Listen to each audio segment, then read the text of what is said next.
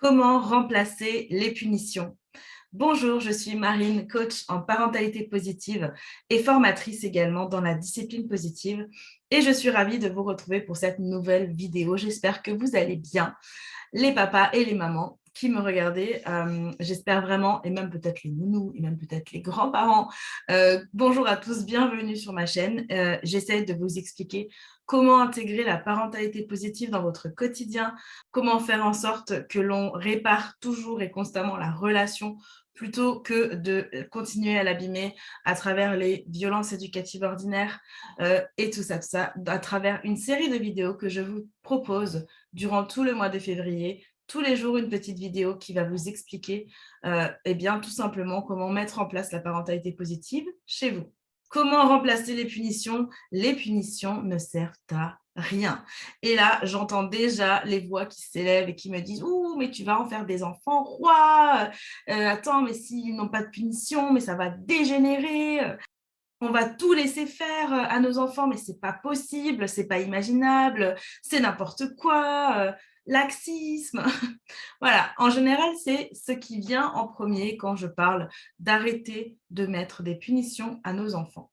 Pourtant, il y a des pays dans lesquels les punitions, ça fait longtemps qu'ils n'en parlent même plus, et le résultat, c'est que les prisons ferment dans ces pays. Donc, pour ne citer qu'un seul pays, je vais citer la Suède, où clairement, depuis 1979, il y a une loi qui existe là-bas, qui interdit les châtiments punitifs corporels envers les enfants. Et vraiment, ça fait leur preuve. Il y a encore des petites choses à réajuster, je pense, mais au niveau du système, pour moi, il est clair que l'arrêt de la violence dans la société commence à la maison. Tant que nous élevons des enfants dans la violence, tant que nous ne prenons pas la mesure des conséquences qui incombent à ces violences-là, et les violences, elles démarrent tôt, il faut en avoir conscience et c'est important de se dire « Ok, je ne suis pas OK avec ce système, je vais changer, je vais modifier ma façon d'être un parent. » Et c'est là où je vais vous donner les clés. On ne laisse pas tout faire à nos enfants. Non, ce ne sont pas des enfants rois, tout simplement parce qu'il y a des conséquences à leurs actes. Lorsqu'ils agissent, nous allons chercher à faire en sorte qu'ils réparent ce qu'ils ont fait si effectivement c'était un comportement inapproprié ou si le résultat de leur comportement a causé un préjudice quelconque. Donc, ce qu'on va faire, c'est qu'on va complètement les laisser maîtres et responsables de leurs actes, ce qui, lorsqu'on utilise la punition, n'est pas le cas. Puisqu'au final, quand on utilise la punition, c'est nous qui nous portons garant du bien et du mal dans la vie de notre enfant, et nous allons lui dire que tel acte égale telle punition. Or, je vous l'ai déjà expliqué dans la vidéo précédente où je vous parlais des 4 R de la punition, entre autres rancœur, rébellion, revanche, euh, qui montre qu'effectivement, la punition, elle a ce côté-là de donner un sentiment d'injustice très fort à la personne qui est punie, parce qu'on va tout le temps avoir l'impression que c'est quelqu'un d'autre, en fait, qui va décider pour nous si ce qu'on fait, c'est bien ou c'est pas bien. Alors, ça peut paraître très évasif encore aujourd'hui, maintenant que je vous en parle. Peut-être que c'est la première fois que vous entendez qu'on peut remplacer la punition et qu'on peut carrément arrêter de punir nos enfants.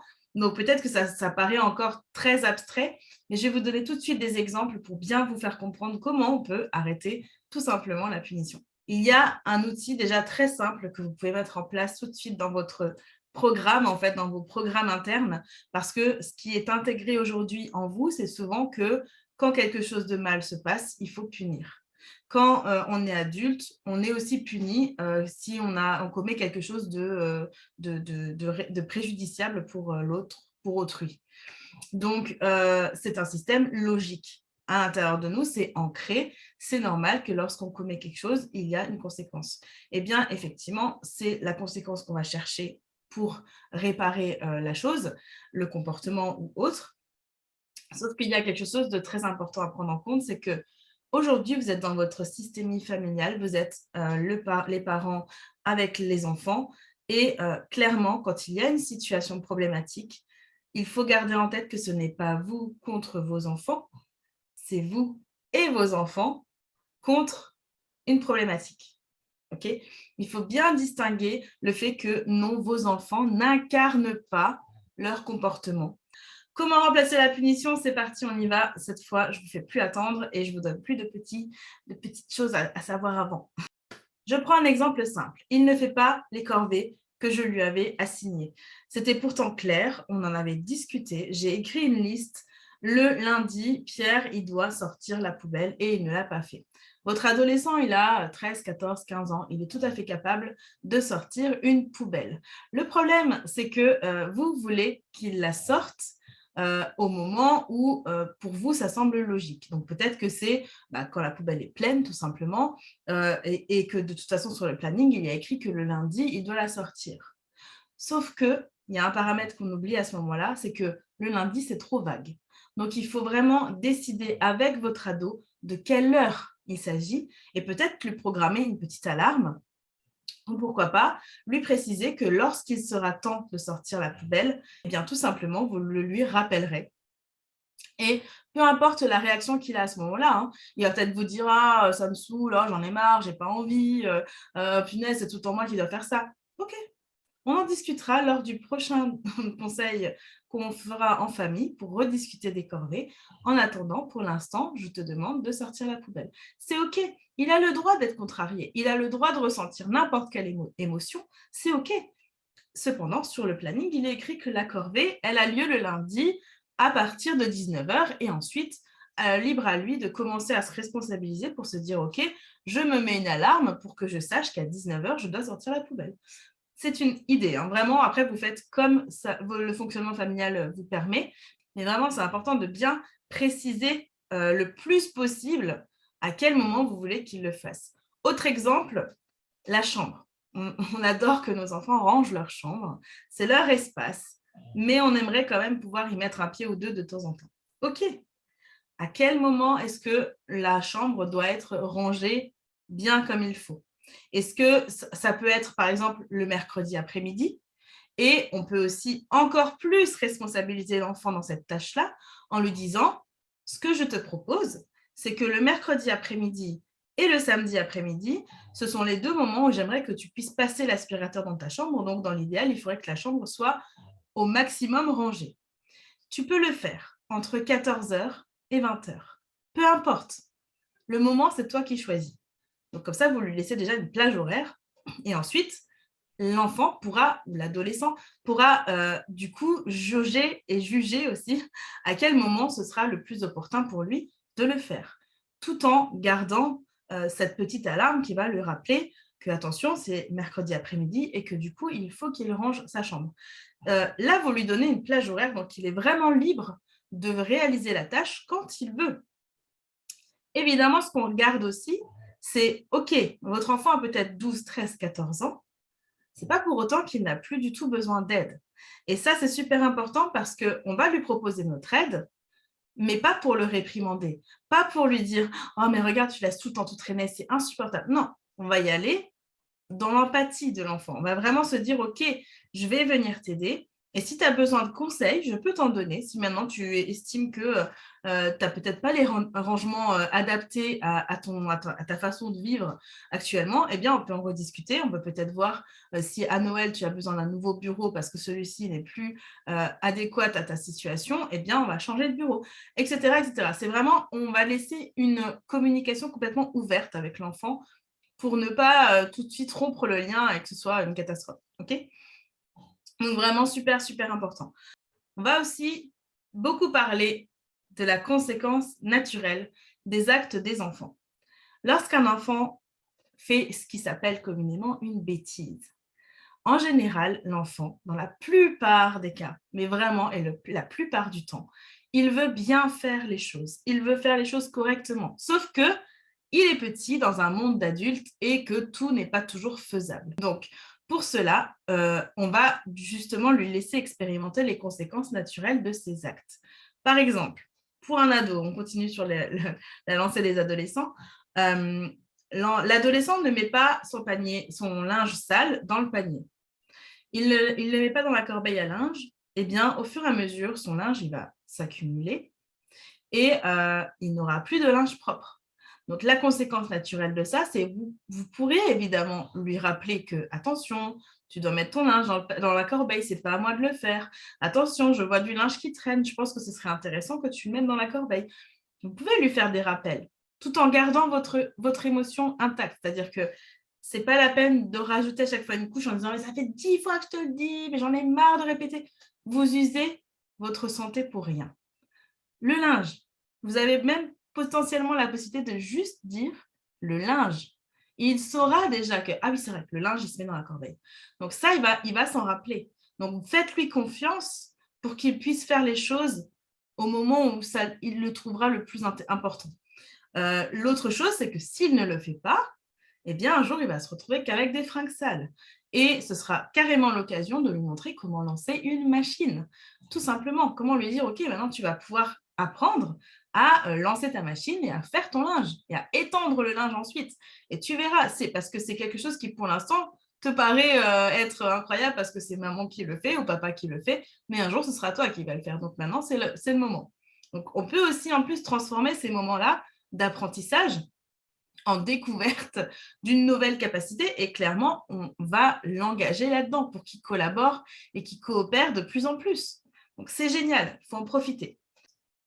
Petit PS, en général, ils n'attendent pas que le linge, qu'il n'ait plus du tout rien à se mettre. En général, ils se réveillent un peu avant. Donc, vraiment, mais laissez expérimenter ce truc-là pour qu'ils comprennent ce que ça implique lorsqu'ils ne font pas ce qu'on leur demande.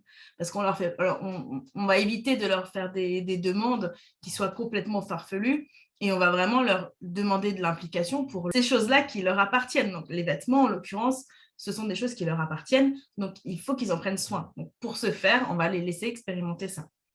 Autre chose, un enfant qui utilise le portable jusqu'à minuit et demi, 1h, 2h du matin, on va se dire qu'il n'a pas été possible de récupérer le portable et de le mettre à un endroit où l'enfant n'y a pas accès. On va se dire qu'on a voulu lui faire confiance et qu'on lui a dit « Ok, par contre, quand tu es fatigué vers 22h, 22h30, j'aimerais que tu éteignes le portable et que tu le mettes de côté. » Malheureusement, ce soir-là, il s'est un peu emballé et il est resté éveillé jusqu'à 2h du matin. Résultat, le lendemain, il est fatigué. Ça, c'est l'expérimentation naturelle de son choix.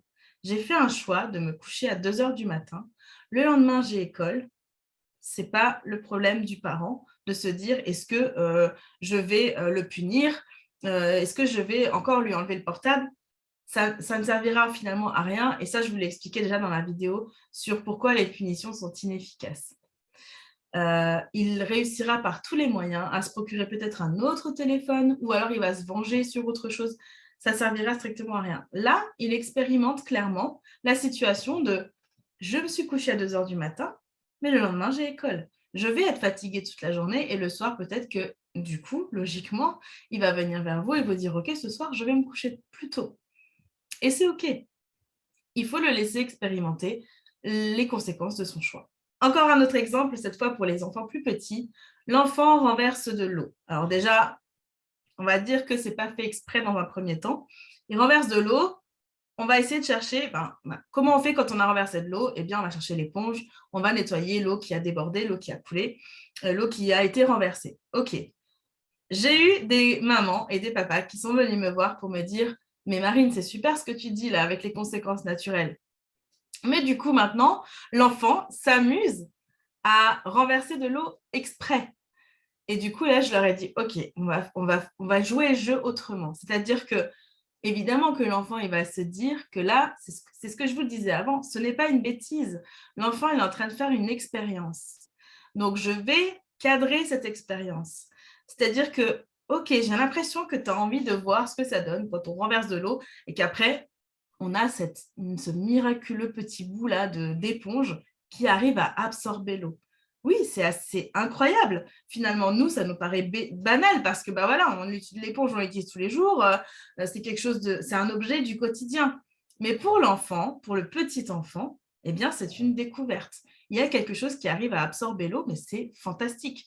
Donc, il faut le laisser aussi se dire, OK, je vais essayer. Je vais essayer. Et est-ce que ça enlève aussi, je ne sais pas, la peinture? Donc, allez, je vais mettre de la peinture un peu dans l'eau et je vais mettre l'éponge. Qu'est-ce que ça donne? Etc., etc. C'est vraiment les occasions qui font que vous allez pouvoir développer tout un nombre d'expériences qui sont incroyables pour l'enfant. Donc vraiment, allez-y.